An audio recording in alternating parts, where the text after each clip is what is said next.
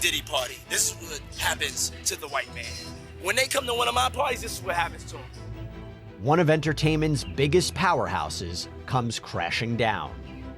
I was up, but I made no excuses. I'm disgusted. I'm so sorry. A year ago, Sean Combs stood in Times Square and was handed a key to New York City. Today, he's been indicted and will face justice. He's dealt with every challenge in his life, and he's not guilty. He's innocent of these charges. As his controversial past faces questions that could reveal long-buried secrets. For myself, and I think a lot of other people in this industry, I mean, it's all a shock.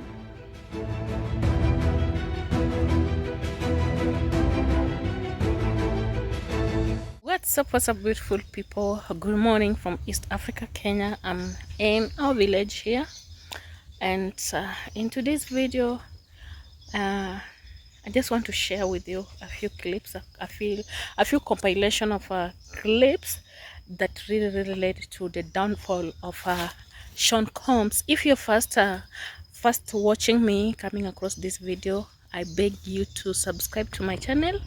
Hit the subscription button, put on the notification button for more viewed videos to come your side, to pop your side. Yeah, kindly like the videos, and make sure that at the comment section we have a good interaction, you and I. For my returning subscribers, I don't take your love for granted, for always coming and watching my videos and supporting me. I'm called Irene So Eater. So there's this compilation of videos of violation videos that they have compiled together that have led to the arrest and jail or imprisonment of Sean Combs, Diddy, Puff Daddy. He's a business mogul. He's an entertainment. He's a musician, artist, rapper in America. So I just want you to watch them and see the reason why he's behind the bars. You understand? So there's this video that we are all going to watch, and that could lead to his downfall, like literally the Arakel way.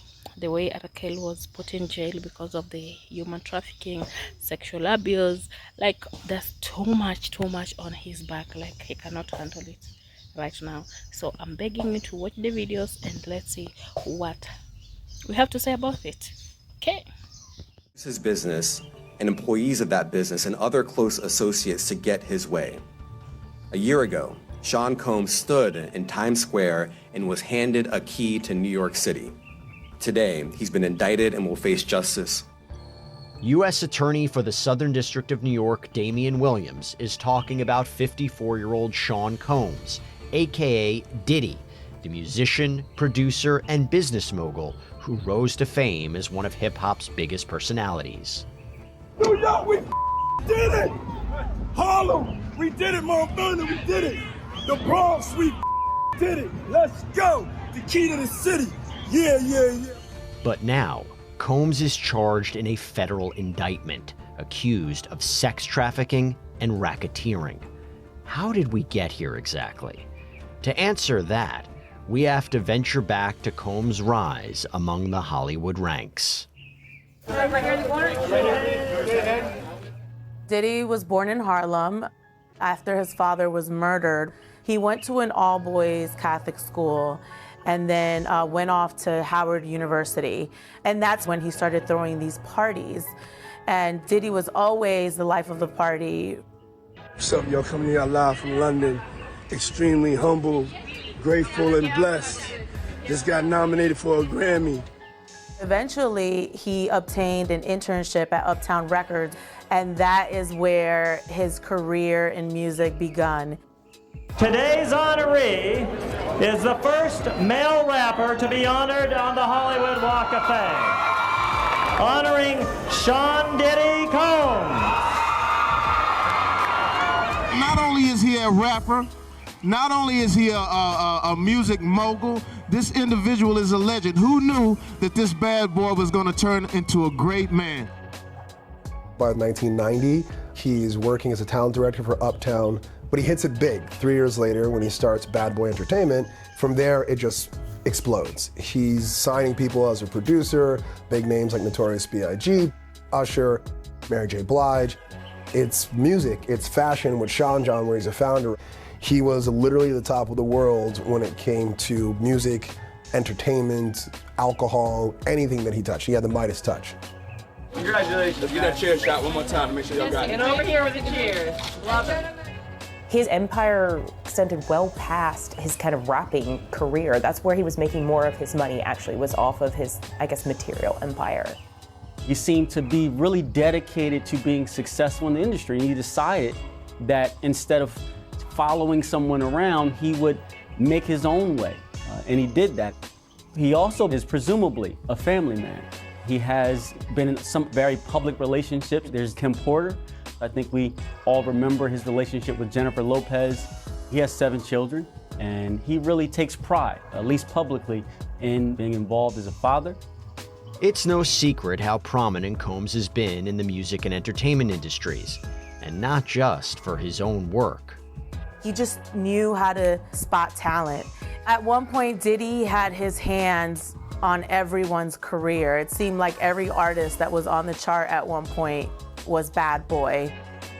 He makes himself out to be someone that people think they want to be. He lives the life that people think they want to live, where it's glamorous, you're flying around, you're on yachts, you dress nice. He was known for throwing parties. The problem is when you have that culture and you don't have people telling you no, you don't have parameters and guidance. And it just seems to get more and more extreme. Everybody know ain't no party like a Diddy party, so. Yeah, that's what's up. As Combs' fame and fortune grew, so did his circle of friends, and word of his notorious parties quickly spread. I've got a lot I can't tell. So, can't tell that one either. Everyone knew about the infamous Diddy parties. And at one point, everyone wanted to go to the parties because the who's who, the A-list would go to the parties. You can go down the list of celebrities who would go. However, rumors were swirling that these parties, attended by some of entertainment's biggest names, weren't your typical soiree. They allegedly had a dark side. I've had to turn down $50 million 4 times. 4 times. Just to protect my integrity and that I was telling you about. Right. Because P. Diddy be wanting to party. And you gotta tell him no. You got to tell him no. I did. I did. As these parties went on, people started noticing some allegedly illegal conduct or nefarious conduct that was happening. Hey, it was curious. I got a chance to see some things. Yeah, but you were 13. What were you seeing? I went there to see the lifestyle. Right. And I saw it. And it was, but I don't know if I could indulge and understand what I was even looking at. There have always been whispers and rumors about what happens at Diddy's parties after midnight and how things can get really crazy, and also allegations of sexual assault and abuse. We just got back to headquarters. Everybody take a shot. Sandy, was it Deleon tequila? These rumors and these stories would come up, but just as almost quickly as they'd come up, they'd often fall by the wayside. I think a lot of people looked the other way or just thought these stories were way too crazy to be true. It was also his mentorships and interactions with up-and-coming stars that drew attention too. Justin, you ever seen the movie 48 Hours? Right now, he's having 48 hours with Diddy. You know, where we hanging out and what we doing, we can't really disclose, but it's definitely a 15-year-old's dream.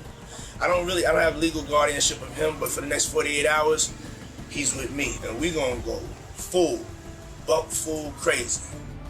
Whether it be for hip hop, music, African American or black culture, Sean Combs has always been seen as a pillar of bringing it to the mainstream. You see individuals like Usher and even Justin Bieber who followed thereafter kind of coming through the roots of Sean Combs, through his tutelage, through his experience and through his connections. People would bring their artists to Diddy, and we're starting to see videos of that. Yet it wasn't all highs for the superstar. Over the years, Diddy's fame came with several run-ins with the law, one of the most infamous being Combs' arrest in 1999. December of 1999, Sean Combs, his then girlfriend Jennifer Lopez, their bodyguard, and a young and up-and-coming rapper by the name of Shine all go to a nightclub. there was a dispute, and according to at least one of the 3 victims that were shot, Sean Combs is the one that shot that person. I came here today just to tell the truth, so hopefully we can get down to the bottom of this. I'm 100%, the charges against me are 100% false, and hopefully due to time, we'll start to see that. J-Lo was quickly not prosecuted. DP declined to prosecute, so she's out of it. Sean Combs, the bodyguard, and Shine all go to trial. How y'all doing this morning? Excuse me. We're going to win this trial. The facts are going to set Mr. Combs free because he's not guilty here, and that's all that matters is the facts. The bodyguard and Sean Combs acquitted. Shine convicted of reckless endangerment, assault in the first degree, possession of a weapon, but acquitted of an attempted murder. Shine ends up doing just shy of a decade. There were allegations that he had bribed one of the drivers to pretend the gun was his and to sort of take the responsibility. That's the thing about Diddy. There's a lot of speculation. The urban legend is that Diddy was the one who shot her in the face, but Shine ended up going to jail for it. There's a culture of silence, and it's starting to become apparent. And this is just not particular to Diddy. This is particular to men with power and money. Y'all don't know how to be accountable. I'm accountable. I pay all y'all checks every week. I'm accountable. It's my responsibility to run this company. I'm accountable. I don't make no excuses. Following this turbulent time for the hip-hop heavyweight, Combs quickly pivots to growing his empire, including signing new artists like Cassandra Ventura, more popularly known as Cassie, in 2006. Cassie was signed to his label, Bad Boy Records, and released her debut album under the label. Initially, it just looked like a business relationship. Later on, there were rumblings that there was a romantic relationship going on. Tell me about what you're wearing. This is Nora Tuvu, and it's French designer. I'm wearing Rick Owens and some Louboutin shoes. Combs and Ventura soon go public with their relationship, but after several years, it suddenly ends. They were on and off, but after a decade, there's no ring, there's no children. They broke up. So you're starting to wonder what is going on with that relationship. But even though their relationship ended, what came next shocked everyone. In late 2023, Ventura files a bombshell lawsuit against Sean Combs that changes everything. And you won't believe what she alleges. We had no idea at the time the tumultuous nature of their relationship. We didn't know what she was going through.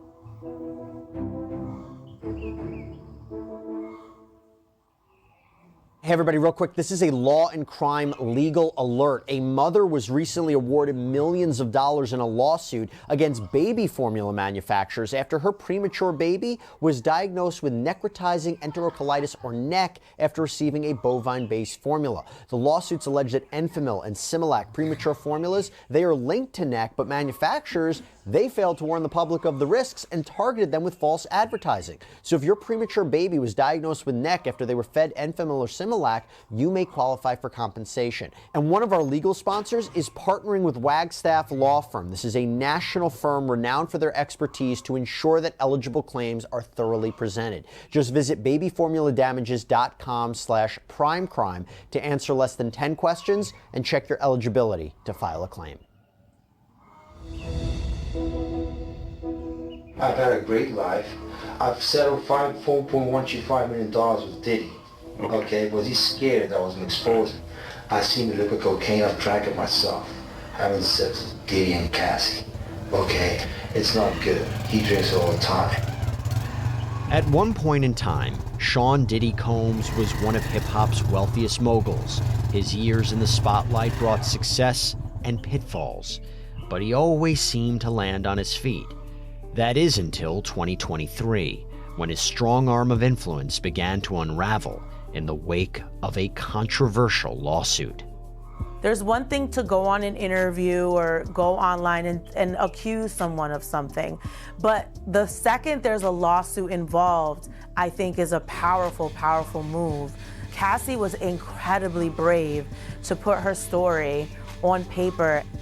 In her civil lawsuit, Cassie said that she was the victim of abuse, sexual assault, and rape at the hands of Diddy.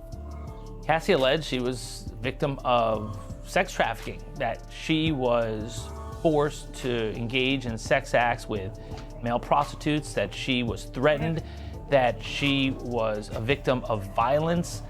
She's alleging essentially that this was one big ongoing criminal enterprise. We learned from Cassie's lawsuit that she did try to date rapper Kid Cudi, and that Diddy allegedly blew up his car and told her that he was gonna blow up his car. She did allegedly suffer at very high lengths his abuse. It took her years, obviously, to get the courage to come forward. And the shadow of Me Too, where we're talking about, believing women and believing these victims, a lot of people did not believe Cassie and called her a gold digger. While these were certainly explosive revelations, this was not the first time we heard this. Back in 2018, a seemingly random interrogation of a suspect in Florida in an entirely unrelated case now may be a crucial clue. Do you know Sean Combs? Puff Daddy? Yeah. P. Diddy, whatever you call himself. Yeah. Jonathan Odie is a sex worker, stripper, porn star, and in 2018 he was arrested for basically shooting up Donald Trump's Miami golf course. It's crazy, he gets arrested, and during the interrogation he says at the time, which sounds completely outlandish, that he was, and he does like the kind of air quotes, a sex slave to Diddy and his girlfriend Cassie. He's part of what's called the Boule. The Boule is a branch of the Illuminati. I had a settlement with Sean, okay? And he belongs to that agenda. That's why he's so famous. They land all the contracts. Jonathan Odie had beef with Trump, with Obama. People didn't believe him when he said that he was involved with drug-fueled sex parties with Diddy. I had sex with Cassie and Sean. I had like 15 encounters, and I heard a lot of business. I was like a sex slave, okay? For them, that's what I was. He, some kind of just like low profile stripper, porn star, is a sex slave to Sean Combs. At the time, it sounds absolutely ridiculous. But Cassie's lawsuit seems to be corroborating what Odie is saying. Cassie Ventura's lawsuit that was filed in November of 2023 came under the New York Survivors Act. The law allowed for people to be able to sue who were victims of sexual assault, no matter how far back it goes. So she filed, I think, probably the day before the deadline or the week of the deadline. It was settled within 24 hours of the filing itself for an undisclosed amount. Once she filed her lawsuit, that was the catalyst to this entire investigation, and I think opened up the floodgates. While Ventura's lawsuit is resolved very quickly, this gets the ball rolling as several other people come forward with lawsuits and accusations of their own, including one which definitely raised some eyebrows. Probably the largest name, the largest recognition being Rodney Jones, who is a music producer. In Rodney Jones's civil lawsuit, he alleges prostitution, RICO, sex trafficking, and potentially the trafficking of minors. He himself was a victim because he was also coerced into performing sex acts. Stop playing. You heard? My boy want that check. No human harm. I'm just saying, rapper vibes. Whoa! By Monday. Want that money by Monday, Diddy. Little Rod goes into a lot of detail about the violence, the threats, stealing money from Little Rod, and he was just thrown aside by Diddy as just a kook, as someone who's a hanger-on, someone trying to get money. But he provides corroboration to Cassie. I think that because Cassie's lawsuit had settled, that other people started filing lawsuits in the hope that their cases also end up with a big payday. Even Combs' son, Christian Combs, is implicated, facing a lawsuit of his own. Christian Combs, earlier this year in April of 2024, was accused, and there was a lawsuit filed against him for allegedly drugging someone and trying to have sexual relations with them. that's very similar to the situation that's going on with Sean Combs. She was someone who was hired to be a worker on that boat. So it's not like she volunteered to participate in a certain lifestyle or was someone coming to a party that she knew what would happen at the party. She thought she was doing a job. And as these civil lawsuits increased, often silence spoke louder than words. Members of the music community, people in the recording industry as a whole, just not even addressing it, ignoring it, pretending that it didn't happen, sometimes is actually worse than denying that they are involved, denying that any of this happened. Prior to these cases, even prior to the shooting, there wasn't a lot of negative attention around Diddy. He was this young guy that partied.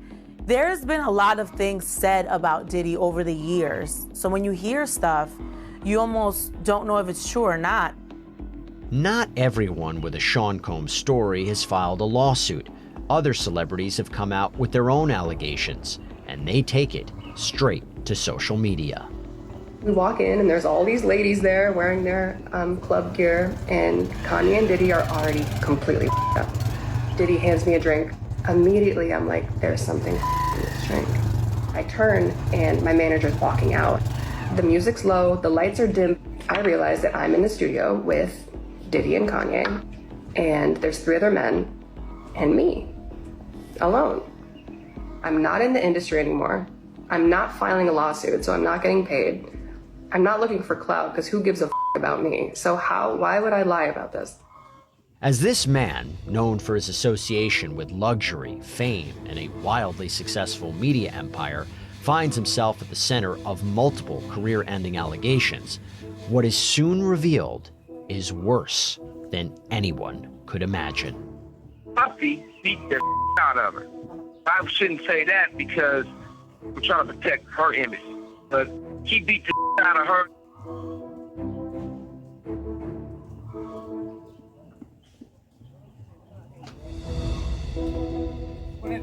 Those initial raids were the beginning of the end.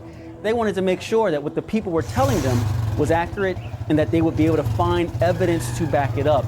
And of course, they did. Amid several lawsuits and allegations of questionable conduct, rap icon Sean Combs is also under criminal investigation. And on March 25th, 2024, with search warrants in hand, federal agents take action at 2 of his houses, one in Miami, the other in Los Angeles. They did that to make sure that they would not raid one property and he would be able to clean out the other. They wanted to go into both of his main homes at the same time and get whatever information they could. What they were investigating was human trafficking, sexual assault, and solicitation and distribution of illegal narcotics and firearms. Let's just say it doesn't look good. Again, we pray that P. Diddy has nothing to do with this, that he's innocent of all the allegations being leveled against him. But it ain't a good look at all. During the raid, dozens of agents searched the properties thoroughly to make sure that they hit every single secret entrance or room, looking for anything that would point to illegal activity that was happening on the properties. The civil lawsuits meant everything for the ultimate criminal investigation of Diddy and the raid. Without the civil lawsuits, I don't think the feds would have gotten involved. They wouldn't have known about this. It was Ronnie Jones's civil lawsuit, in my opinion, that actually started the raids. Ronnie insinuates that there's videos of all of this. He was the one that said that there are tapes in Diddy's homes in LA and Miami. And then lo and behold, March 25th, just weeks after Ronnie Jones's lawsuit, they go and search those exact same homes. In Jones' sexual assault and harassment suit, he went so far as to claim that Combs had hidden cameras in every room of his homes, and that he had, and I quote, compromising footage of every person who has attended his parties. Oh, did the camera catch that? Got the camera! Oh, got the camera! They went in there knowing that there was digital evidence, hence why they turned the house basically upside down. Combs' lawyers called the raids an unprecedented ambush and a witch hunt, saying HSI brought a gross use of military-level force and that there's no excuse for the hostility exhibited by authorities or the way his children and employees were treated. They handcuffed his children. The investigators did that because you just never know what the actions of someone would be, and that's standard procedure during the raid process. The fact that we know Diddy is armed, the fact that we know that he has bodyguards, all of that information is what also caused the federal government to go in there in a very tactical way. I know they've gotten some flack for that, but that was actually the appropriate thing to do. They did find guns, mostly AR-15s and other weapons with the serial numbers taken off. They found drugs. They did find ketamine. But it was the digital evidence that really got people talking. Once they got a hold of this digital evidence, they started processing it. And they started looking for the individuals that were on the videos. And they were able to take statements indicating that they were being held against their will and they were participating in these acts against their will. People lie, but video does not. And if he's on these tapes that shows him involved with the sex acts, perhaps involved with violence as a perpetrator, yes, that could be used against Diddy. There was a time when almost everyone only had glowing things to say about Sean Combs. But after the lawsuits, and particularly the raids, that all changed. For myself, and I think a lot of other people in this industry, I mean, it's all a shock. Everybody is still trying to digest it and still trying to understand it. And even though, there's still allegations and it's not anything that's factual yet, it's hurtful and it's confusing to a lot of people. You see a lot of celebrities trying to scrub their pages of those connections. People started to either silently distance themselves or come out and saying, I hope this leads to justice. It's a separation, and that separation would not only be removing pictures or videos from your page, but things that are gonna last forever, like your music. If you have a song that either mentioned or featured Sean Combs, you want that song to be able to exist. So if his name is mentioned, they may remove his name. And also, you had some people like 50 Cent really pushing the issue and saying, I told you so. This is who I told you he was. These are behaviors and things that with drugs and all the stuff that's going on, pills, drinking, it can make this man into a monster, and that's what it did, bro. Diddy had a lot of fans and a lot of hangers-on, and now he's radioactive. Puffy, your life is in danger because you know the secrets, who's involved. When you go to prison, do not do your time going by Brother Love. Brother Love is not a good code name for prison. We're starting to find out people knew. They saw things, but because of this culture of silence, when it comes to people with power and money, they're not speaking out as loud as they should be. But I think the tides are changing. People are speaking out loud, and they're finally being heard. And one way people are speaking out is through more lawsuits. Lawsuits after the raid corroborated what Cassie was saying, where you had other women who alleged that they were victimized by Diddy.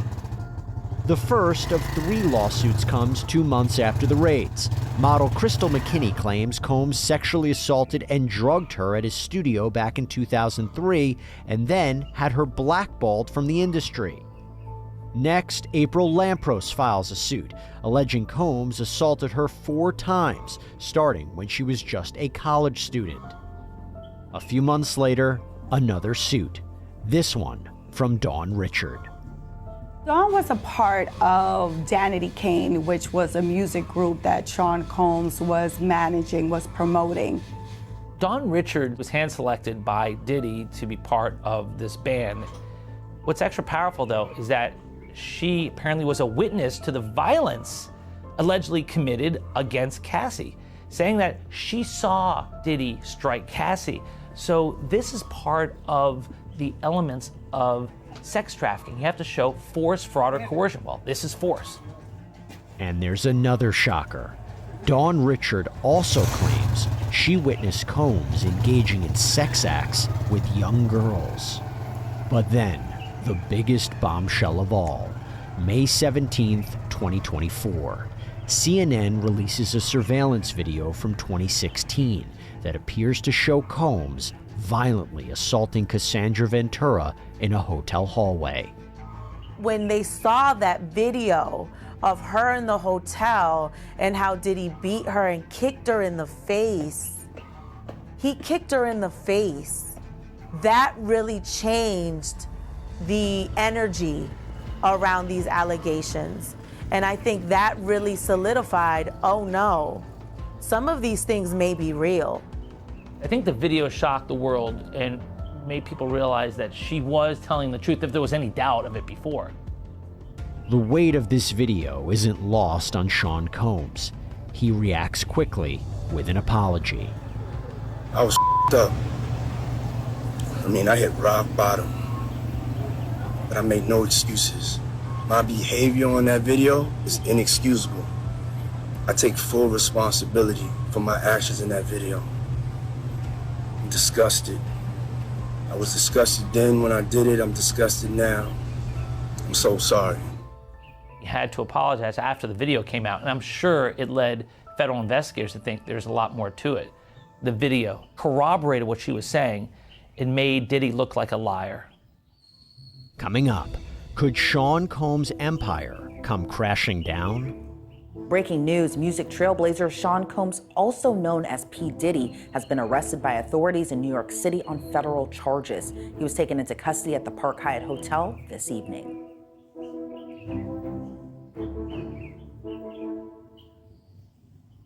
Hey guys, listen, thank you so much for following the Sean Combs case with us. We're going to get right back to this. And look, we put a lot of work into this, and one of the reasons we're able to bring you these stories, go in depth into a story like this, is because of the amazing support that we get from our sponsors. And I have to call out one in particular right now, Morgan & Morgan. If you're injured, America's largest injury law firm, maybe who you want in your corner. They have an incredible track record of multi-million-dollar verdicts and settlements. I mean, recently they secured verdicts of $6.8 million in New York, $12 million in Florida, $26 million in Philadelphia. And mind you, these are all considerably higher than the highest insurance offers in these cases. And even if your case isn't worth millions of dollars, Morgan & Morgan will fight for what you deserve. There's no upfront fee. The whole process can be done straight from your smartphone. You can see if you have a case in just 8 clicks or less. So if you're injured, you can easily start a claim at forthepeople.com/primecrime.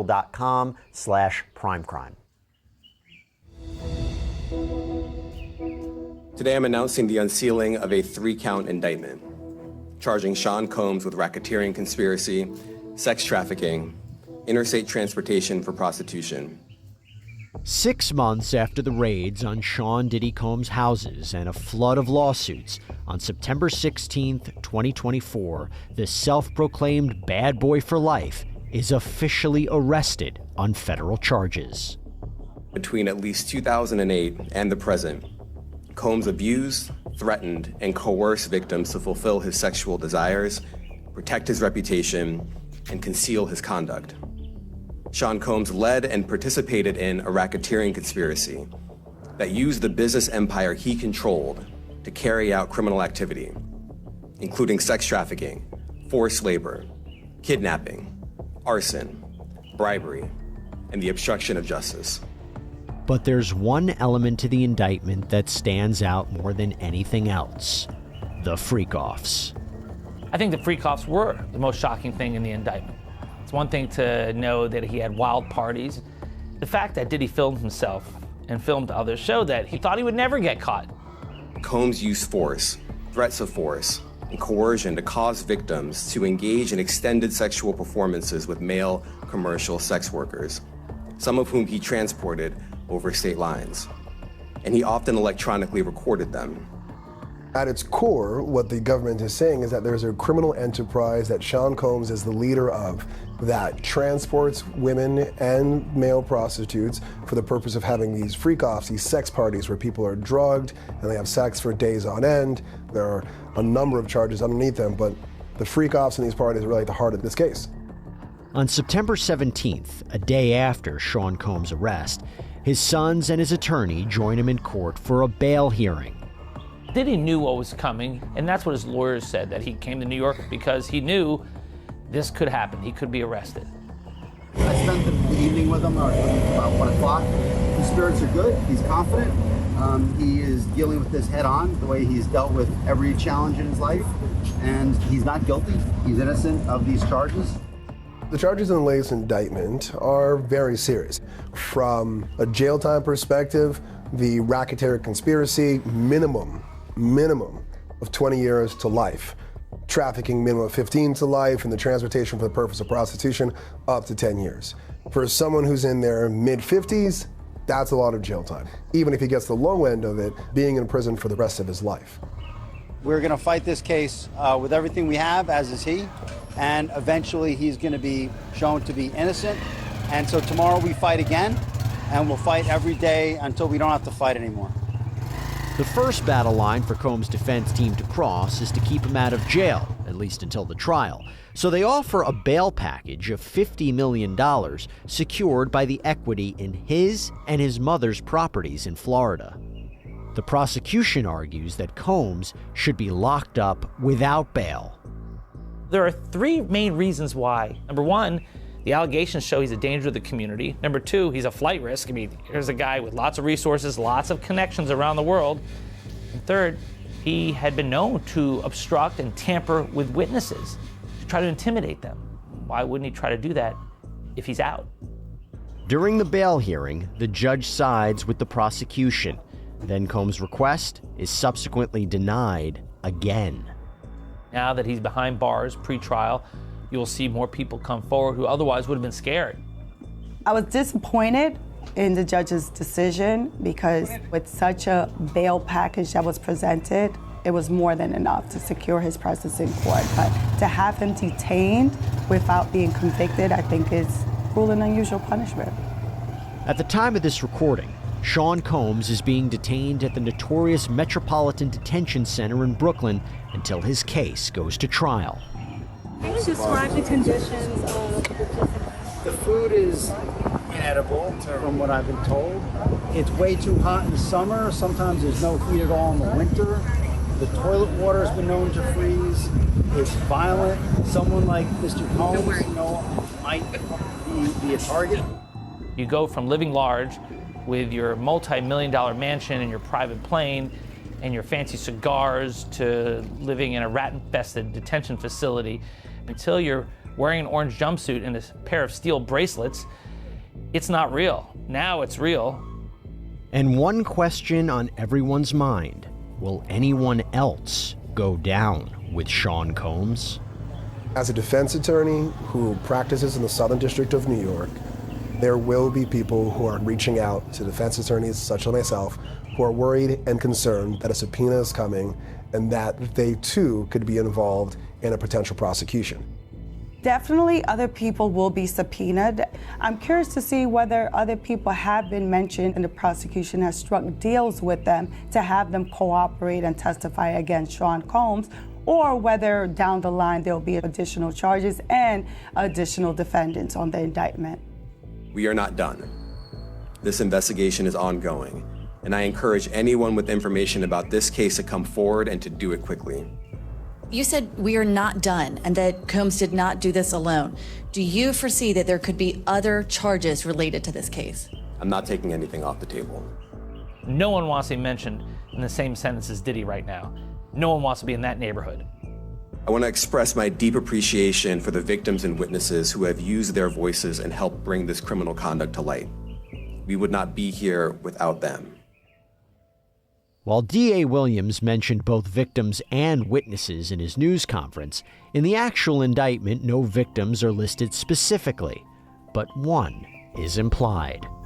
When we look at the indictment, they mention victim number one. But when you look at the allegations, specifically about a hotel incident that was captured on video where allegedly Sean Combs had beaten on Cassie Ventura, you can only infer that the person that they're talking about as victim number one is Cassie Ventura. So other victims haven't been named in the indictment itself. It could be possibly because when it comes to sexual assault cases, usually you do not mention their name, you keep them under a pseudonym. Besides the victims' names, something else was left out of the indictment. The allegation that minors might have been solicited or abused at Combs' events, as some of the lawsuits claim. I think the issue of minors as victims will come up because of the testimony of Don Richard, who alleged that there were minors who were victims here. It just hasn't been charged yet. In Ronnie Jones's civil lawsuit, he alleges potentially the trafficking of minors. Then, it's announced a slew of new lawsuits will be filed, and minors are mentioned again. The wall of silence has now been broken, and victims are coming forward.